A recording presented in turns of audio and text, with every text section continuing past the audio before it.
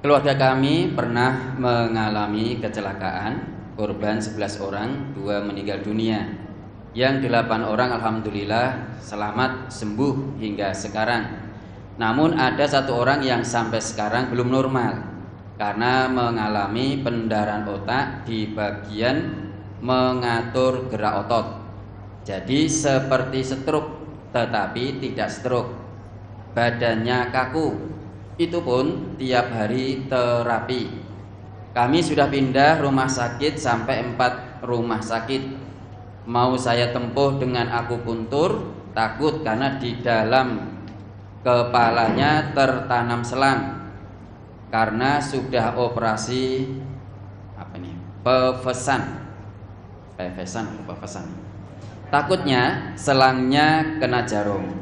Yang saya tanyakan, kami harus bagaimana lagi untuk menempuh pengobatannya, dokter? Baik, biar juga dijawab dokter Iwan, nanti saya tambahkan. Ya, terima kasih. Jadi nampaknya kasusnya ini memang berawal dari perdarahan di otak yang menyebabkan sumbatan dari cairan otak, sehingga harus dilakukan bibisan. Bibisan itu ventriculoperitoneal shunt. Jadi membuat saluran dengan dipasang selang dari otak menuju ke rongga peritoneal, dari rongga di perut. Karena cairan otak yang harusnya itu bersirkulasi mengalir itu tersumbat di situ, sehingga harus dipasang. Nah, efek dari cairan yang menumpuk di otak itu sendiri juga bisa mengganggu perkembangan dari otak sendiri. Kemudian partikel darah yang dulunya sempat menempel di otak itu sendiri juga menjadi racun bagi otak. Jadi unsur di dalam partikel darah itu ada unsur besi, namanya ferum, itu juga merusak sel-sel dari otak. Apalagi kalau misalnya sampai menyebabkan suatu kerusakan, sehingga akan menyebabkan gejala sisa atau gejala akibat dari kerusakan itu sendiri yang pembekasnya itu mungkin tidak akan hilang. Jadi selamanya mungkin mengalami suatu kelumpuhan atau mungkin kecacatan dan sebagainya yang mengurangi dari fungsi otak itu sendiri. Jadi nampaknya ini memang perdarahan. Kalau dilihat dari akibatnya ini, kemungkinan dulu adalah perdarahan subarachnoid. Jadi perdarahan yang timbul sehingga darahnya itu menyebar ke seluruh permukaan otak, dan akibatnya juga menyebabkan sumbatan dari saluran di otak.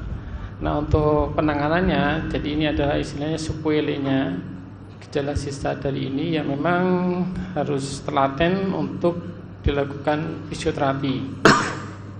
Entah itu mungkin ya dilatih dengan gerakan-gerakan, atau mungkin juga dirangsang dengan melatih fungsi-fungsi otak yang lain, fungsi penglihatan, fungsi dari membacanya dan sebagainya. Jadi harus sinkron, karena untuk merangsang sel-sel otak itu bisa tumbuh kembali itu memang tidak mudah, tapi harus dengan ketelatenan dan sinergi dari menggerakkan semua potensi yang ada di dalam pasien tersebut. Kalau misalnya dia sekarang mengalami suatu kelemahan anggota gerak, kalau stroke itu misalnya kelemahan anggota gerak yang kanan, ya anggota gerak yang masih baik itu ya harus dimaksimalkan untuk merangsang gerak yang lemah itu. Jadi harus dioptimalkan. Insya Allah ya perkembangan itu insya Allah bisa, cuma ya tidak maksimal seperti pulih 100% seperti dulu, yaitu mungkin perlu waktu yang cukup lama. Jadi itu gejala sisa akibat dari kerusakan perdarahannya itu sendiri dan akibat dari sumbatannya itu. Mungkin itu yang bisa saya jelaskan. Baik, terima kasih Dr. Iwan. Jadi memang sudah terjadi kerusakan di sel-sel otak, tapi kita ikhtiar, ya. Ikhtiar insani tetap kita tempuh, ikhtiar ilahi kita tempuh. bahwa yakin wa idza maritu fa huwa yaswin. Ya, likulindain dawaun. Kalau tadi mungkin sudah pindah 4 rumah sakit, sudah hampir setiap hari fisioterapi. Ya. Mungkin langkah-langkah yang lain, misalnya tadi mau diakupunktur juga baik. Itu salah satu juga usaha ya ikhtiar insani. Insya Allah kalau memang itu sudah ahli akupunktur, jangan khawatir nanti kena selangnya. Pasti seorang akupunkturis juga sudah ya dibekali ilmu, dibekali keahlian. Tidak mungkin nusuk ya di tempat-tempat vital yang menyebabkan keparahan pasien. Ya, bisa ditempuh itu. Ya.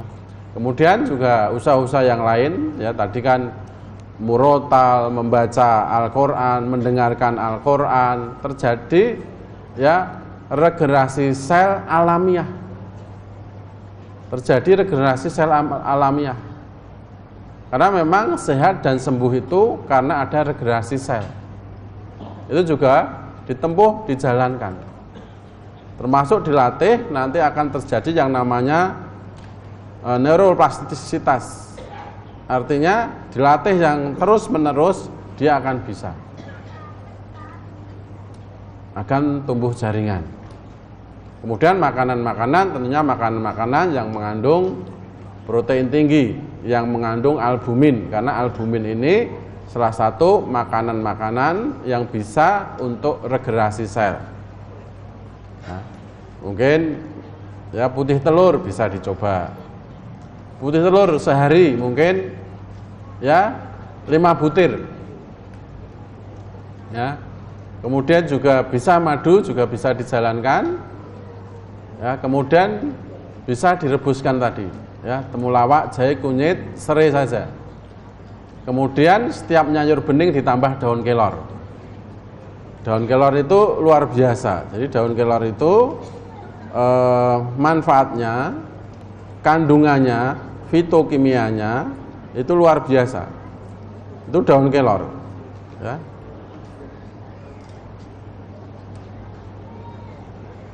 Jadi ada di sekitar kita dan mudah.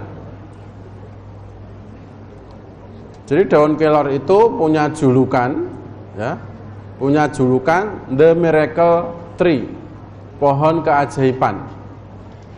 Tree for Life, pohon kehidupan. Amazing Tree and Mother Best Friendly, ya, pohon yang luar biasa, teman terbaik untuk ibu.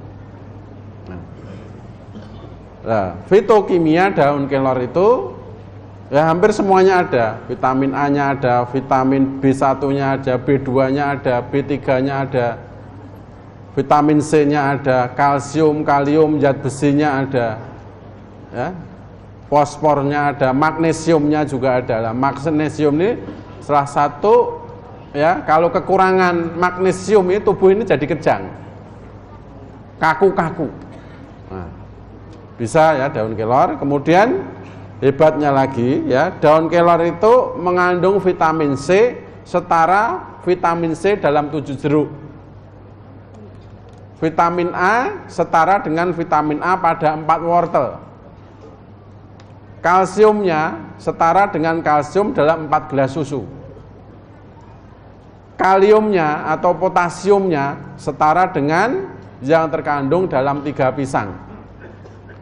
Dan protein setara dengan protein dalam 2 yogurt. Nah, ini daun kelor. Makanya Bapak, Ibu dan semuanya, di pekarangan kita ini tanam daun kelor. Ini luar biasa. Bahkan kebutuhan ekspor untuk daun kelor ini kekurangan karena daun kelor ini bisa dimasak, bahkan bisa untuk campuran, ya, makanan-makanan untuk meningkatkan gizi. Nugget nanti dengan daun kelor, ya. Kemudian apa, cilok dengan daun kelor. Nah, ini daun kelor, ya. Nah, ini empek-empek daun kelor. Ini luar biasa.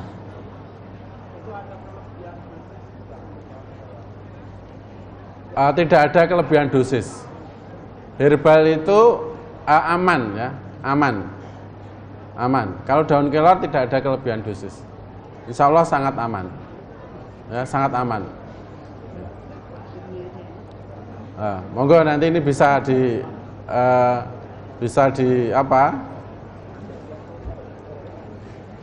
dipraktekkan di rumah kita masing-masing. Bisa untuk puding, bisa untuk nugget, bisa untuk biskuit, bisa untuk cracker, ya, atau olahan lainnya. Itu tambahan dari saya. Mudah-mudahan Ibu